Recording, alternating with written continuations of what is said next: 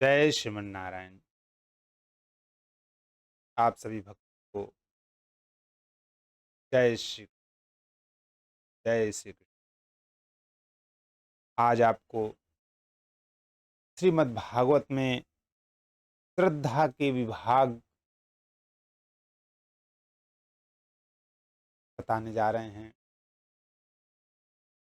जब अर्जुन एक प्रश्न कहते हैं श्री कृष्ण भगवान जी से, ये शास्त्र विधि मुत्सृज्य जयन्ते सद्वयान्विताः तेषां निष्ठ तु का कृष्ण सत्वमाहो रजस्तमः। अर्जुन ने कहा, हे कृष्ण, जो लोग शास्त्र के नियमों का पालन न करके अपनी कल्पना के अनुसार पूजा करते हैं और उनकी स्थिति कौन सी है? वे सतोगुणी हैं, रजोगुणी हैं या तमोगुणी हैं? चतुर्थ अध्याय के 39वें श्लोक में कहा गया है कि किसी विशेष प्रकार की पूजा में निष्ठावान व्यक्ति क्रमशः ज्ञान की अवस्था को प्राप्त होता है और शांति तथा संपन्नता की सर्वोच्च सिद्धावस्था तक पहुंचता है। 16वें अध्याय में यह निष्कर्व निकलता है कि जो शास्त्रों के नियमों का पालन नहीं करता वह असुर है और जो निष्ठा पूर्वक इन नियमों का पालन करता है वह देव है।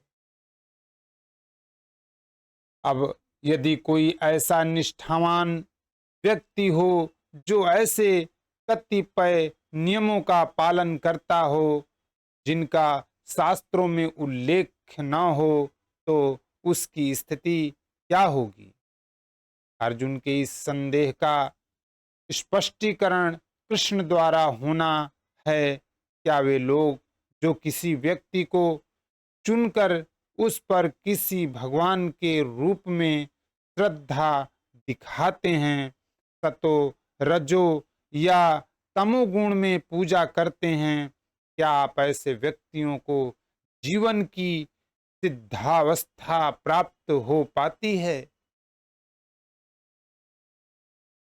क्या वे वास्तविक ज्ञान प्राप्त करके उच्चतम सिद्ध अवस्था को प्राप्त हो पाते हैं? जो लोग शास्त्रों के विधि विधानों का पालन नहीं करते किंतु जिनकी किसी पर श्रद्धा होती है और जो देवी देवताओं तथा मनुष्यों की पूजा करते हैं, क्या उन्हें सफलता प्राप्त होती है? अर्जुन इन प्रश्नों को श्री कृष्ण से पूछ रहा है। त्रिविधा भवति श्रद्धा देहिनां सा स्वभावजा सात्विकी रजसी चैव तामसी चेति ताम शृणु। भगवान ने कहा, देहधारी जीव द्वारा अर्जित गुणों के अनुसार उसकी श्रद्धा 3 प्रकार की हो सकती है, सतोगुणी, रजोगुणी अथवा तमोगुणी। अब इसके विषय में मुझसे सुनो। जो लोग शास्त्रों के विधि विधानों को जानते हैं लेकिन आलस्य या कार्य विमुखतावश इनका पालन नहीं करते, वे प्रकृति के गुणों द्वारा शासित होते हैं। वे अपने सतोगुणी, रजोगुणी या तमोगुणी पूर्व कर्मों के अनुसार एक विशेष प्रकार का स्वभाव प्राप्त करते हैं। विभिन्न गुणों के साथ जीव की संगति शाश्वत चलती रही है क्योंकि जीव प्रकृति के संसर्ग में रहता है। अतएव यह प्रकृति के गुणों के अनुसार ही विभिन्न प्रकार की मनोवृत्तियां अर्जित करता है। लेकिन यदि कोई प्रामाणिक गुरु की संगति करता है और उसके तथा शास्त्रों के विधि विधानों का पालन करता है तो उसकी यह मनोवृत्ति बदल सकती है। वह क्रमशः अपनी स्थिति तमोगुण से सतोगुण या रजोगुण से सतोगुण में परिवर्तित कर सकता है। कहने का तात्पर्य यह है कि प्रकृति के किसी गुण विशेष में अंधविश्वास करने से ही व्यक्ति सिद्धि प्राप्त नहीं कर सकता। उसे प्रामाणिक गुरु की संगति में रहकर बुद्धि पूर्वक बातों पर विचार करना होता है, तभी वह उच्चतर गुण की स्थिति को प्राप्त हो सकता है। सत्वानुरूपा सर्वस्य श्रद्धा भवति भारत, तद्वामयो अयं पुरुषो यो इच्छुद्ध स एव सः। हे भरतपुत्र, विभिन्न गुणों के अंतर्गत अपने अपने अस्तित्व के अनुसार मनुष्य एक विशेष प्रकार की श्रद्धा विकसित करता है। अपने द्वारा अर्जित गुणों के अनुसार ही जीव को विशेष श्रद्धा से युक्त कहा जाता है। प्रत्येक व्यक्ति में चाहे वह जैसा भी हो, एक विशेष प्रकार की श्रद्धा पाई जाती है, लेकिन उसके द्वारा अर्जित स्वभाव के अनुसार उसकी श्रद्धा उत्तम सतोगुणी, राजस रजोगुणी अथवा तामसी कहलाती है। इस प्रकार अपनी विशेष प्रकार की श्रद्धा के अनुसार ही वह कतिपय लोगों से संगति करता है। अब वास्तविक तथ्य तो यह है कि जैसा 15वें अध्याय में कहा गया है, प्रत्येक जीव परमेश्वर का अंश है। अतएव वह मूलतः इन समस्त गुणों से परे होता है, लेकिन जब वह भगवान के साथ अपने संबंध को भूल जाता है और बद्ध जीवन में भौतिक प्रकृति के संसर्ग में आता है, तो वह विभिन्न प्रकार की प्रकृति के साथ संगति करके अपना स्थान बनाता है। इस प्रकार से प्राप्त कृत्रिम श्रद्धा तथा अस्तित्व मात्र भौतिक होते हैं। भले ही कोई किसी धारणा या देहात्म बोध द्वारा प्रेरित हो, लेकिन मूलतः वह निर्गुण या दिव्य होता है। अतएव भगवान के साथ अपना संबंध फिर से प्राप्त करने के लिए उसे भौतिक कल्मश से शुद्ध होना पड़ता है। यही एकमात्र मार्ग है। निर्भय होकर कृष्ण भावनामृत में लौटने का यदि कोई कृष्ण भावनामृत में स्थित हो तो उसका सिद्धि प्राप्त करने के लिए वह मार्ग प्रशस्त हो जाता है। यदि वह आत्म साक्षात्कार के इस पथ को ग्रहण नहीं करता तो वह निश्चय रूप से प्रकृति के गुणों के साथ वह जाता है। इस श्लोक में श्रद्धा शब्द अत्यंत सार्थक है। श्रद्धा मूलतः सतो गुण से उत्पन्न होती है। मनुष्य की श्रद्धा किसी देवता, किसी कृत्रिम ईश्वर या मनोधर्म में हो सकती है, लेकिन प्रबल श्रद्धा सात्विक कार्यों से उत्पन्न होती है। किंतु भौतिक बद्ध जीवन में कोई भी कार्य पूर्णतया शुद्ध नहीं होता। वे सब मिश्रित होते हैं, वे शुद्ध सात्विक नहीं होते। शुद्ध सत्व दिव्य होता है। शुद्ध सत्व में रहकर मनुष्य भगवान के वास्तविक स्वभाव को समझ सकता है। जब तक श्रद्धा पूर्णतया सात्विक नहीं होती, तब तक वह प्रकृति के किसी भी गुण से दूषित हो सकती है। प्रकृति के दूषित गुण हृदय तक फैल जाते हैं। अतएव किसी विशेष गुण के संपर्क में रहकर हृदय जिस स्थिति में होता है, उसी के अनुसार श्रद्धा स्थापित होती है। यह समझना चाहिए कि यदि किसी का हृदय सत्वगुण में स्थित है तो उसकी श्रद्धा भी सत्वगुणी है। यदि हृदय रजोगुण में स्थित है तो उसकी श्रद्धा रजोगुणी है, और यदि हृदय तमोगुण में स्थित है तो उसकी श्रद्धा तमोगुणी होती है। इस प्रकार हमें संसार में विभिन्न प्रकार की श्रद्धाएं मिलती हैं, और विभिन्न प्रकार की श्रद्धाओं के अनुसार विभिन्न प्रकार के धर्म होते हैं।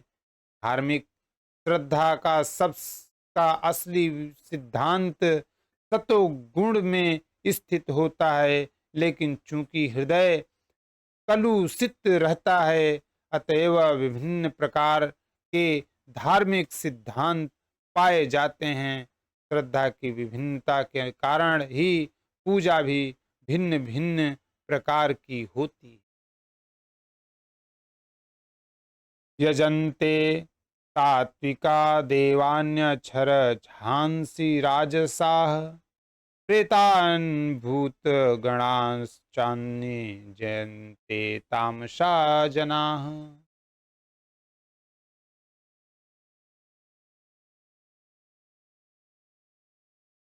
सतोगुणी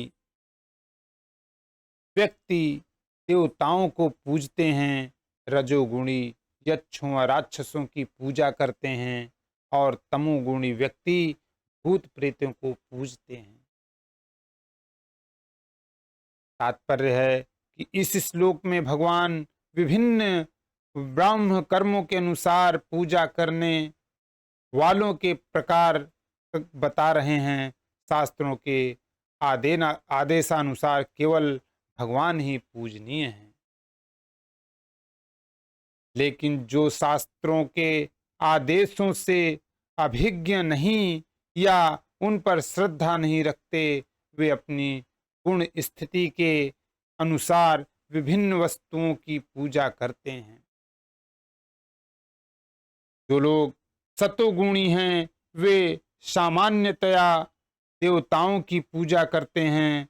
इन देवताओं में ब्रह्मा, शिव तथा अन्य देवता यथा इंद्र, चंद्र तथा सूर्य सम्मिलित हैं। देवता कई हैं।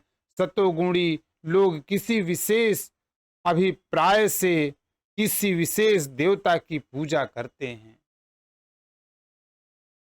इसी प्रकार जो रजोगुणी हैं, वे यक्ष राक्षसों की पूजा करते हैं।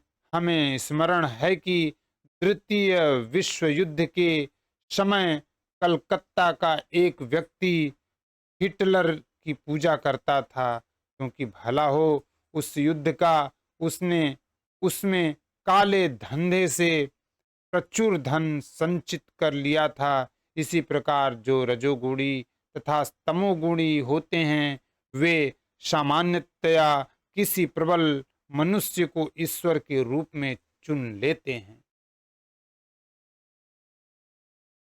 वे सोचते हैं कि कोई भी व्यक्ति ईश्वर की तरह पूजा जा सकता है और फल एक सा होगा। यहाँ पर इसका स्पष्ट वर्णन है कि रजोगुणी लोग ऐसे देवताओं की सृष्टि करके उन्हें पूजते हैं, और जो तमोगुणी हैं, अंधकार में हैं, वे प्रेतों की पूजा करते हैं। कभी कभी लोग किसी मृत प्राणी की कब्र पर पूजा करते हैं। मैथुन सेवा भी तमोगुणी मानी जाती है। इसी प्रकार भारत के सुदूर ग्रामों में भूतों की पूजा करने वाले हैं। हमने देखा है कि भारत के निम्न जाति के लोग कभी कभी जंगल में जाते हैं और यदि उन्हें इसका पता चलता है कि कोई भूत किसी वृक्ष पर रहता है तो वे उस वृक्ष की पूजा करते हैं और बलि चढ़ाते हैं। ये पूजा के विभिन्न प्रकार वास्तव में ईश्वर पूजा नहीं है। ईश्वर पूजा तो सात्विक पुरुषों के लिए है। श्रीमद् भागवत में कहा गया है, सत्वम विशुद्धम वसुदेव शब्दितम। जब व्यक्ति सतोगुणी होता है तो वह वासुदेव की पूजा करता है। तात्पर्य यह है कि जो लोग गुणों से पूर्णतया शुद्ध हो चुके हैं और दिव्य पद को प्राप्त हैं, वे ही भगवान की पूजा कर सकते हैं। निर्विशेषवादी सतोगुण में स्थित माने जाते हैं और वे पंच देवताओं की पूजा करते हैं।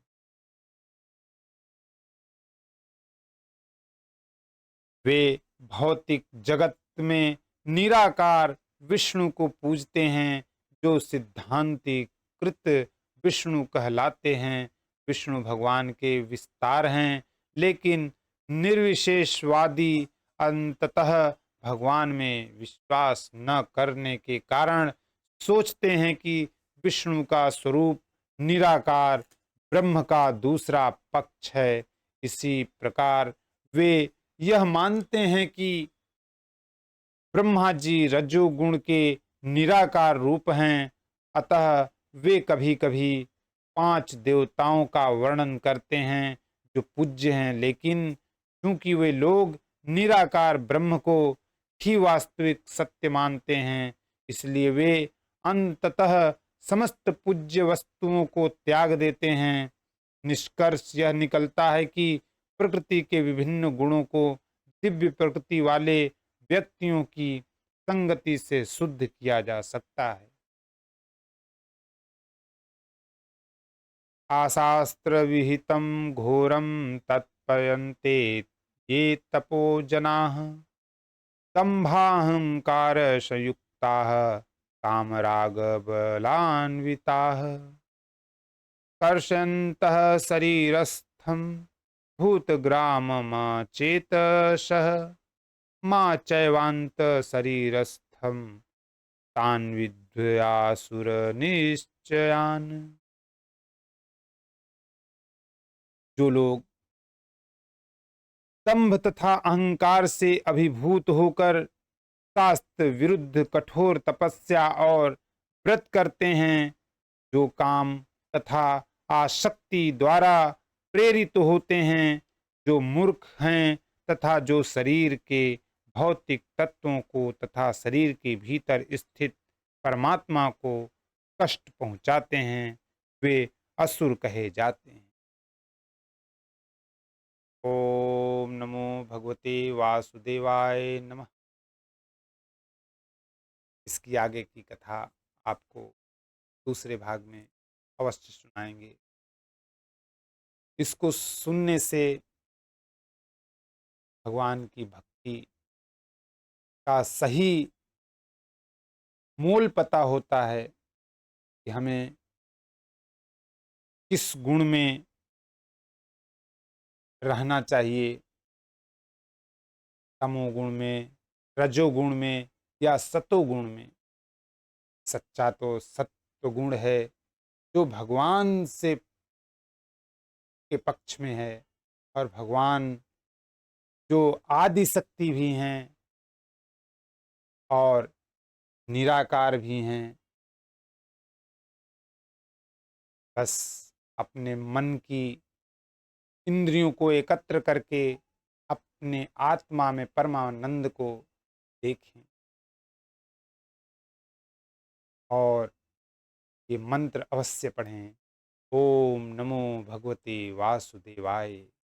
ओम नमो भगवते वासुदेव। शिव भी वही, राम भी वही, कृष्ण भी वही, उनके तो असंख्य नाम। वो आदि भी हैं, अंत भी हैं। जय नमो भगवते वासुदेव। ओम नमः